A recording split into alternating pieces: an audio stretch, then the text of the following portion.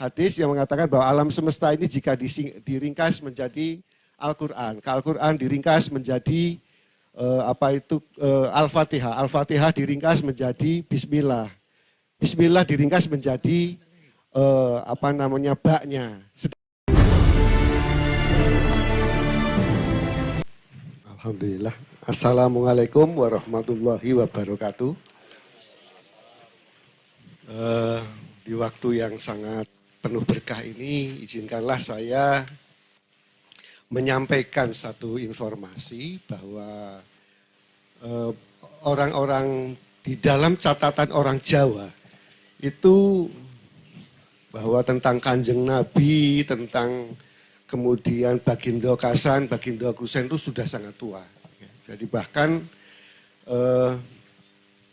cita-cita orang Jawa secara spiritual dan rohani adalah yang pertama adalah kayun ing dalem Muhammad hakiki.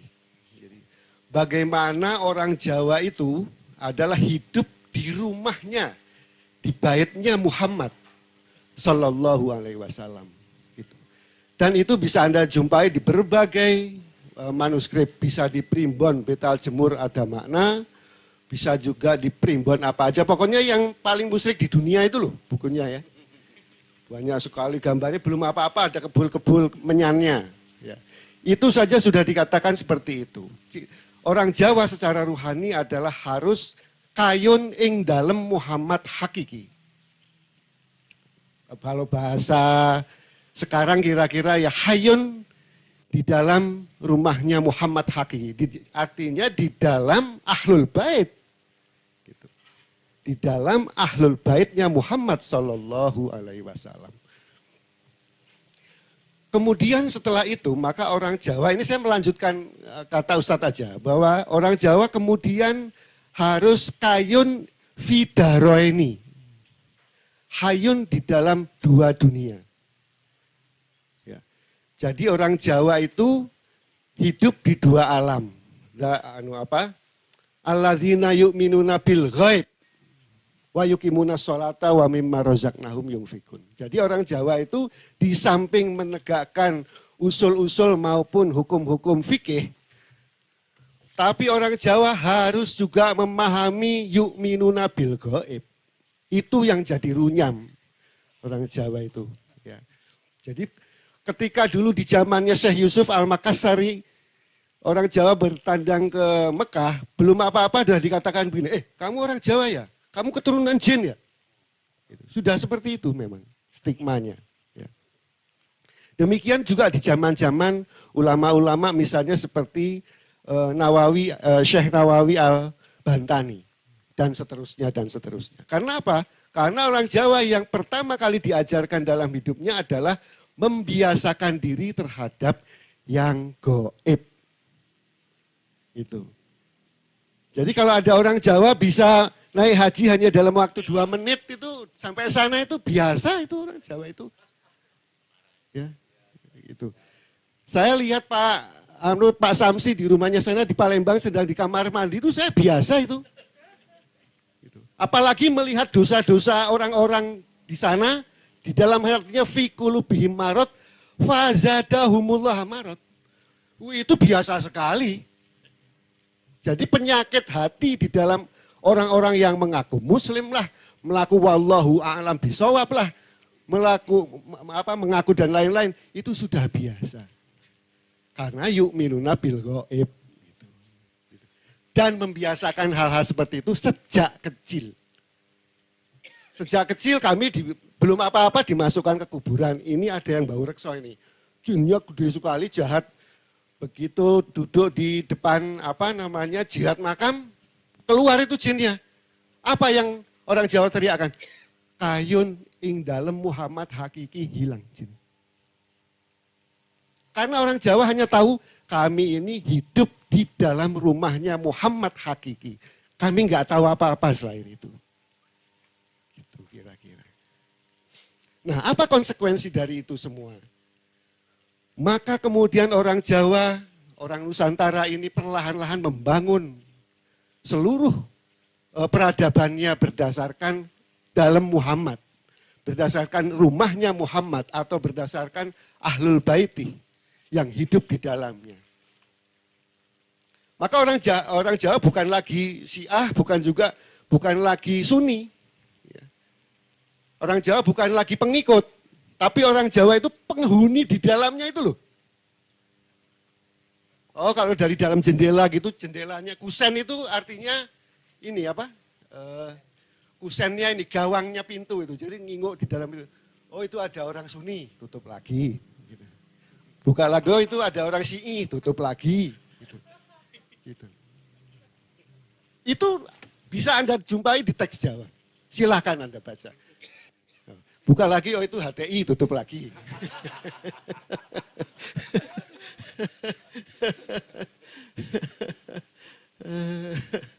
Jadi seperti itu, maka orang Jawa disebut juga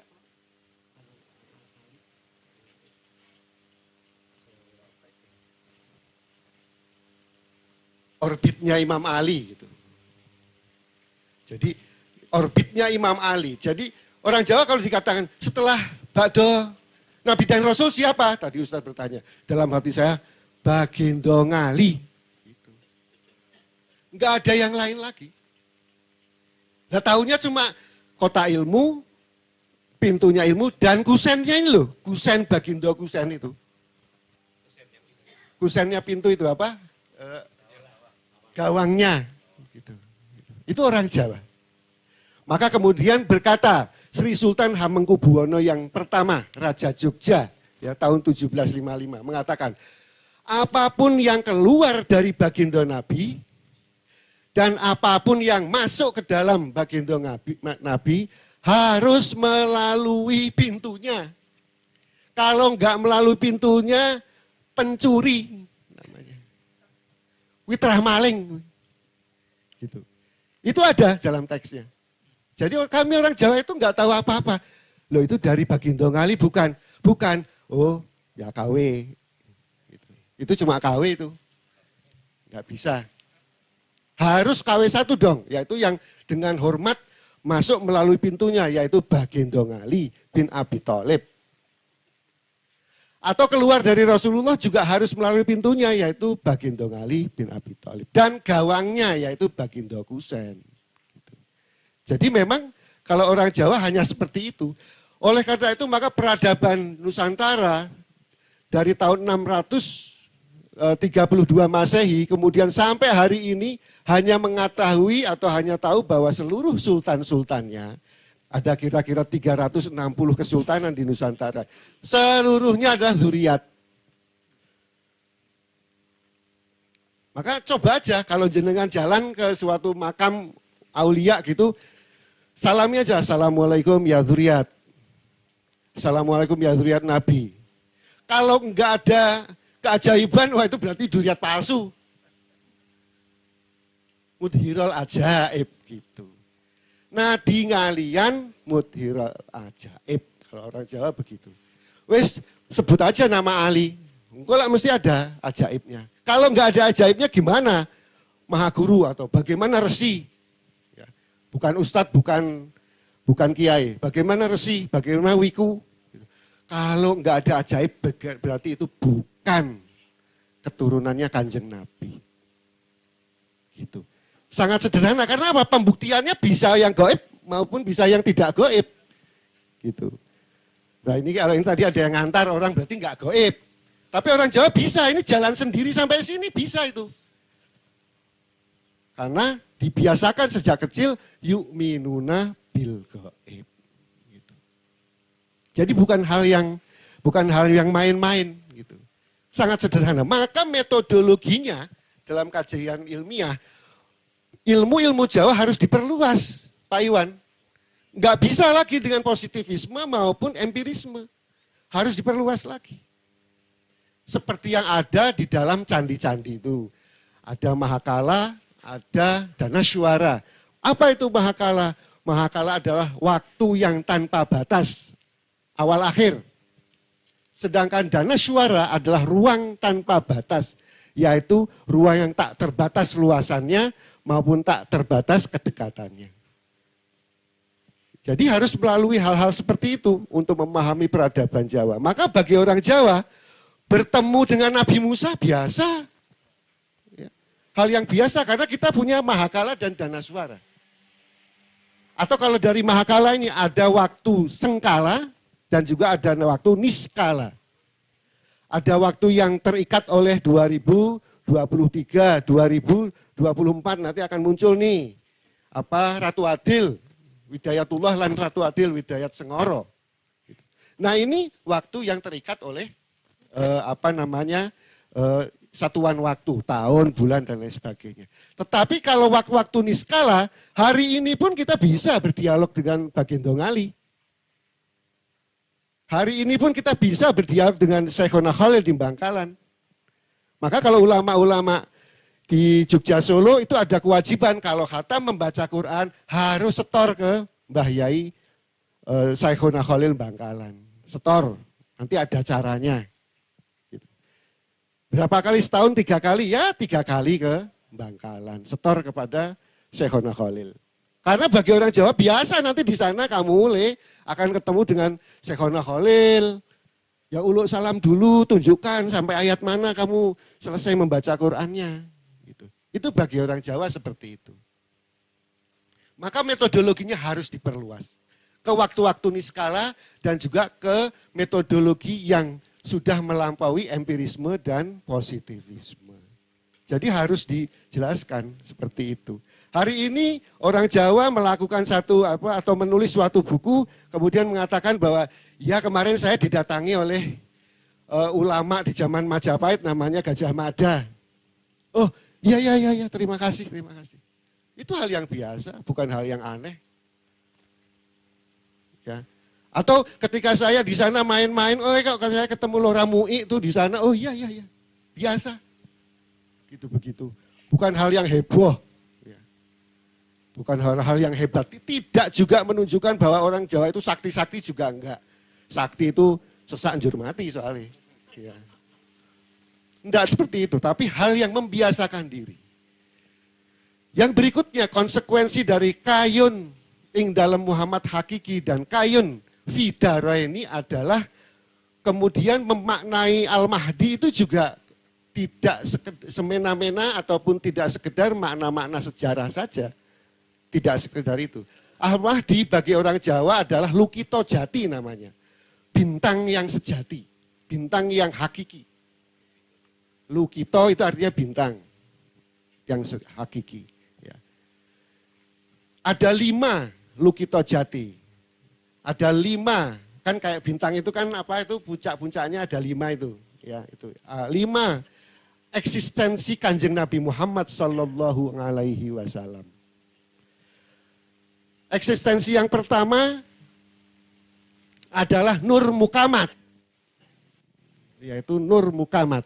Jadi adalah Nur Mukamat. Itu berada pada alif nukot namanya. Alif nukot itu alif yang tidak ditulis dalam Bismillahirrahmanirrahim. Alif nuktah atau alif nuktah itu. Itu adalah Nur Muhammad.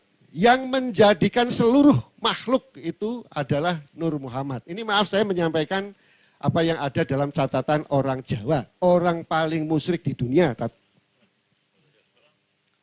Saking musyriknya masuk surga. Tapi ini gurauan ya. Itu akhirnya kemudian terciptalah seluruh jagat raya ini. Dari keringat Rasulullah Nur Muhammad terciptalah bangsa jin, bangsa manusia, alam semesta, Big Bang, planet-planet, bintang-bintang itu tercipta dari keringatnya Nur Muhammad. Yaitu dari alif yang tidak tertuliskan, yaitu alif yang berada di Bismillahirrahmanirrahim. Bukankah ada hadis yang mengatakan bahwa alam semesta ini jika diringkas menjadi Al-Quran. Al-Quran diringkas menjadi Al-Fatihah. Al-Fatihah diringkas menjadi Bismillah. Bismillah diringkas menjadi baknya. Sedangkan Bagindo Ngali bak, titik di bawah bak itu Bagindo Ngali. Makanya kata orang Jawa, bakdo Kanjeng Nabi yaitu Bagindo Ngali. Nah, alif yang kedua adalah alif tamsur. Alif yang itu kalau tulis bismillah itu alifnya dibalik kan. Harusnya biismi Allah kemudian alifnya dibalik di sebelah kanan. namanya eksistensi Kanjeng Nabi alif tamsur namanya. Yaitu alif yang berada di atas ba. Alif tamsur gitu.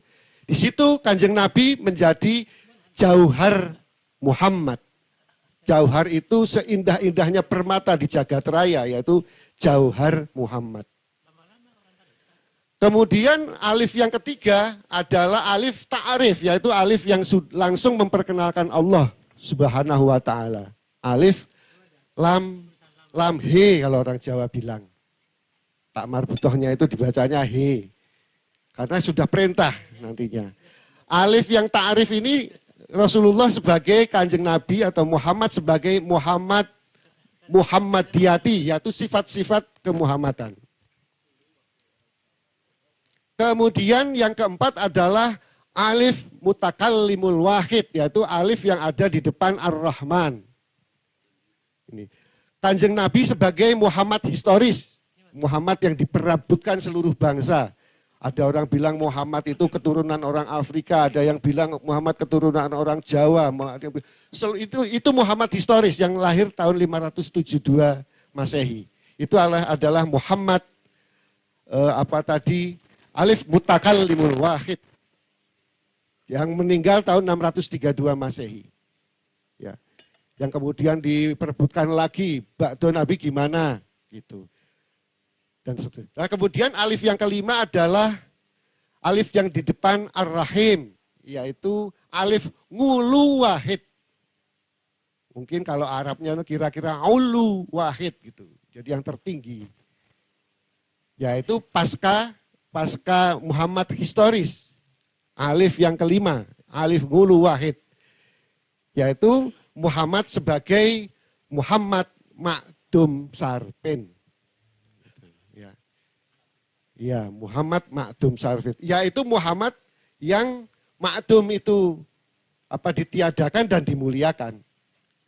Lah Imam Mahdi ini adalah Muhammad Ma'dum Sarpin ini. Maka disebut Ratu Adil Widayatullah atau Ratu Adil Paromarto Widayat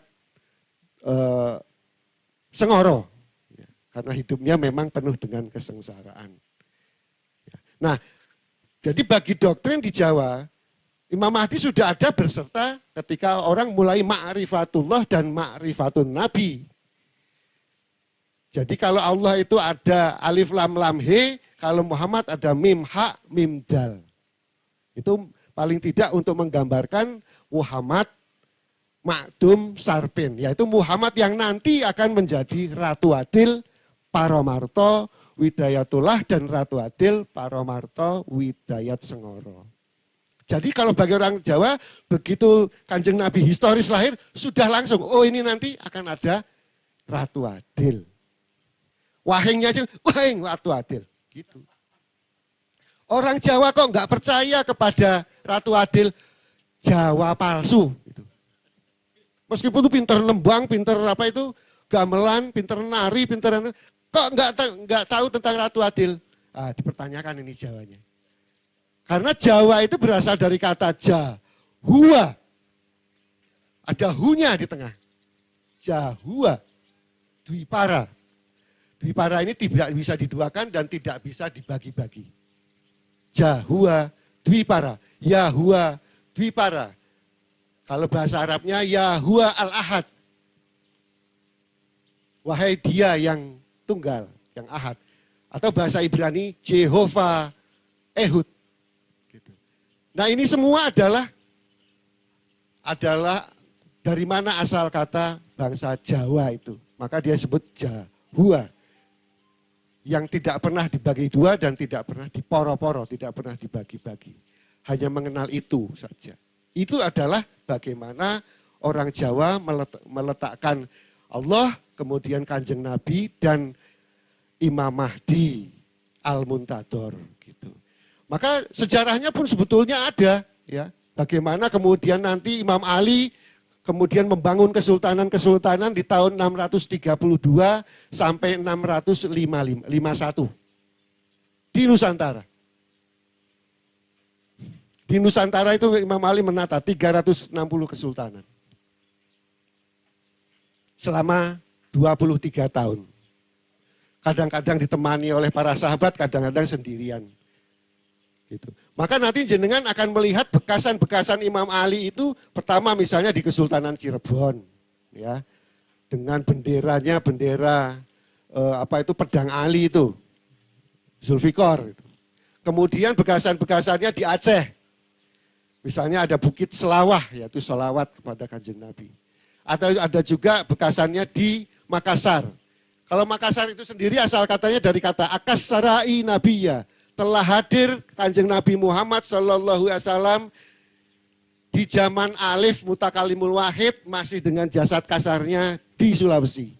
Itu artinya akas sarai nabiya atau menjadi kata-kata Makassar. Kemudian Kanjeng Nabi juga hadir di Papua, di Raja Ampat. Di sana ada Gunung Nabi namanya. Ada Gunung Nabi. Maka orang Papua sampai hari ini, sekalipun mereka sudah salibnya tumpuk-tumpuk 10 di dadanya ini untuk kalung itu, supaya tanda bahwa mereka, tetap aja kalau ada masalah itu ke Gunung Nabi. Dan minta tolong, aduh Nabi gimana ini hidup saya, tolonglah kami. Kalau di Jawa, di Yogyakarta, itu juga begitu, cukup di ruangan pendopo, ruangan tengah ada patung itu, patung manten 2 itu. Patung manten laki-laki dan perempuan. Itu namanya Loro Blonyo atau namanya adalah Sri Sadono yang perempuan. Sri yang laki-laki Sadono Ngali. Saidina Ngali itu dijawakan jadinya Sadono. Sri itu Sri Fatimah. Jadi kalau kita menghadap ke orang Jawa biasa kayak saya gini, aduh saya kok nggak punya uang, pengen ke Tempurjo, gimana caranya? Saya masuk ke sana. Duh Bagindo Ngali, Sayyidah Fatimah, leluhur kami. Dos pundi niki. Ditelepon oleh Pak Agung. Pak yuk nanti malam kita ke Tempurjo. Wah yes. Yang Bagindo Ngali sama yang Sri Fatimah kencen, ampuh sikil papat. Iya. Gitu. Itu yang banyak menolong kami orang Jawa. Karena Jawa artinya paling mengerti Pak. Oh kalau ada anak-anak kecil bawa pisang gini terus dibuang. Biarin jangan dimarahi. Itu anak-anak itu belum Jawa. Belum tahu, belum paham pisang masih dibuang-buang. Maka orang Jawa artinya orang yang paling paham. Orang yang paling paham. Maka orang Jawa disebut manzilah ngali. Bukan Syiah Ali, bukan Sunni ngali. Sunni ngali enggak ada ya. Orang Jawa itu manzilah ngali. Itu ada di kitab misalnya Wasiatul Mustafa. Manzilah ngali. Itu orang Jawa. Maka kami juga mempelajari. Konsekuensi ketiga, karena kita harus kayun fidaroini dan kayun ing dalam Muhammad hakiki, maka orang Jawa harus memahami Sri Ratu Adil Paromarto Widayatullah itu sebagai interaksi beliau di segala dimensi dan di segala alam. Maka jangan salah kalau orang Jawa memahami Ratu Adil itu bisa jadi Ratu Adil itu enggak kelihatan kalau beliau sedang bertugas di alam jin. Bisa juga enggak kelihatan ketika bertugas di alam roh, di alam malakut, di alam malaikat. Demikian juga orang Jawa. Oh kalau gitu kalau kita supaya kita dekat dengan Ratu Adil Widayatullah Paromarto, maka kita harus kenalan dulu dong dengan alam jin, kenalan dulu dong dengan alam roh. Maka bagi orang Jawa harus membiasakan diri ketika ketemu Rejo, ya salam-salam say hello Loramui gitu. Atau kita yang lain, atau ruh-ruh yang lain. Hari ini orang Jawa meyakini dalam catatan orang Jawa mengiringi kedatangan Imam Mahdi Al-Muntazar, mengiringi kedatangan Ratu Adil, sudah diturunkan 1444 ruh leluhur. Dengan satu keyakinan bahwa tanazzalul malaikati waruhu fiha biizni rabbih, membawa surat izin. Wa kulli amr, dan juga membawa job description-nya. Oh saya ini ada surat izinnya dan job description-nya begini. SK-nya. Maka orang Jawa, lihat dong SK-nya apa. Oh iya. Oh ini nanti yang bagian menjemput di Khurasan, oh ini jenengan. Tahu kita yang begitu-begitu. Ada catatannya. Makanya tadi saya bilang bahwa metodologi memahami Ratu Adil, Widayatullah dan Widayat Sengoro itu harus kita perluas. Nggak bisa cuma empiris. Harus kita tambah. Ke ruang-ruang penuh frekuensi, ruang-ruang penuh vibrasi. Gitu, harus kita perluas lagi supaya kita memahami itu. Oh kalau begitu maka orang Jawa juga mulai berkenalan dengan 1444 roh leluhur. Roh leluhur itu. Kita harus kenal, oh iya ini leluhur. Karena nanti juga sebagaimana disebutkan oleh banyak sekali para penyambut Mahdi bahwa kita nanti wafat bersama-sama ataupun setelah ataupun sebelum Ratu Adil itu bahwa kita akan dijemput dengan ruhun toyibatun. Ya, ada angin yang lembut yang akan menjemput. Itu harus belajar, harus membiasakan diri. Saya setuju pendapat Ustadz bahwa menyambut Ratu Adil kita tidak perlu membuktikan si A atau si I-nya. Habis waktu kita untuk itu. Tetapi kita harus mulai berkenalan dengan infrastruktur dari Ratu Adil itu sendiri. 313 Ashkarul Mahdi harus kita pindah dong. Kalau perlu kita setel semua kantor berita di dunia. Siapa tahu ada informasi Ashkarul Mahdi di sana. Kita baru mengenal dari misalnya kemarin ada Muhammad Qasim di Pakistan, ada Abdul Tijani di Libya, ada Abdullah di Iran. Itu harus kita pindah. Catat di mana ini. Kalau perlu kita catat nomor HP-nya. Karena besok ketika berangkat mau ke Madinah dan kemudian berbaiat di Mekah nanti, itu pasti kita akan menghampiri sesuai dengan Google Map-nya. Ini gimana ini? Oh di sini Google Map-nya. Oh kita hampiri. Berangkatnya dari Jawa.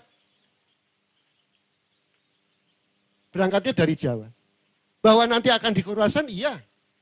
Bahwa nanti akan di Madinah, iya. Tetapi bahwa Imam Mahdi itu bukan orang Jawa lah, ini berarti nggak mengerti sejarah.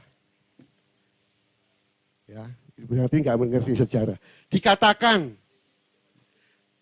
dari berbagai ilmu pengetahuan dan riset bahwa orang Jawa ini, orang Nusantara ini 99% adalah zuriat Nabi. Itu UNESCO yang mengatakan tahun 2010. Berdasarkan 40 permata. Ya, jadi kalau zuriat Nabi ataupun fem-fem keturunan Nabi itu ada 40, yang di Jawa ini ada 26 jumlahnya. Atau 27, itu catatannya UNESCO. Sisanya yang 13 itu tersebar ke seluruh dunia. Artinya apa? Populasi zuriat Nabi di Nusantara ini sudah terbukti bahwa memang 99% seluruh orang Indonesia adalah zuriat Nabi. Kita ini duduk sama-sama ini semuanya zuriat loh. Cuma tadi udah dijelaskan oleh Ustadz. Bahwa tidak semua suci dan tidak semua maksumin gitu loh. Yang kalau kayak saya gini ya zuriatnya ngisin-ngisini. Gitu. Memalukan, taunya cuma Jawa tok. Gitu. Itu kalau di dalam catatan. Saya pernah ditawari oleh profesor ahli biologi morfologi, saya lupa, yang sudah meninggal itu. Ahli genetika ya, untuk meneliti gen seluruh orang Indonesia. Dia mengambil beberapa sampel di seluruh Indonesia dan mengatakan bahwa jangan-jangan kita ini keturunan Kanjeng Nabi Muhammad seluruh Indonesia ini. 360 kesultanan itu semuanya sudah, raja-rajanya sudah keturunan Kanjeng Nabi Muhammad Shallallahu Alaihi Wasallam. Oleh karena itu adalah hal yang sangat sederhana sebetulnya memahami mengapa Imam Mahdi harus bermula dari Nusantara, kemudian menjemput kawan-kawannya di berbagai negara, melewati jalur jalan darat yang sudah dibangun oleh Bala Putra Dewa tahun 900 Masehi. Ya, melalui Thailand, melalui Kambodia, melalui Pakistan, melalui melalui Irak ya, melalui melalui Kufah. Kemudian baru nanti ke Mekah, ke Madinah dan ke Mekah. Dan seterusnya dan seterusnya. Ini adalah kerja besar Imam Mahdi. Kerja besar Ratu Adil Widayat Sengoro atau Ratu Adil Widayatullah.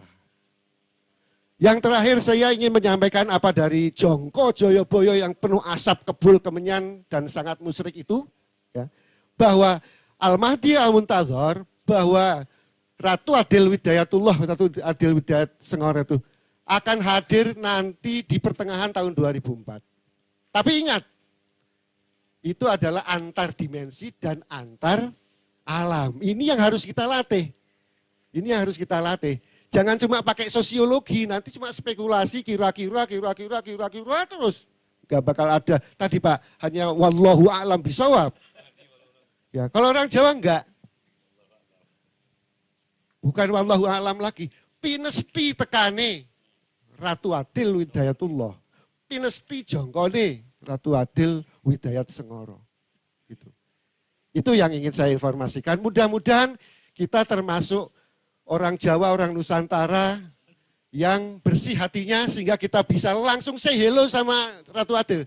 Assalamualaikum Ratu Adil warahmatullahi wabarakatuh. Gitu. Saya berada di belakangmu. Gitu. Dan mohon ampunkan saya kepada Allah, mudah-mudahan dosa-dosanya diampuni kan gitu. Karena banyak dosa, banyak kotornya gitu. Dari saya cukup sekian, mudah-mudahan bermanfaat. Assalamualaikum warahmatullahi wabarakatuh.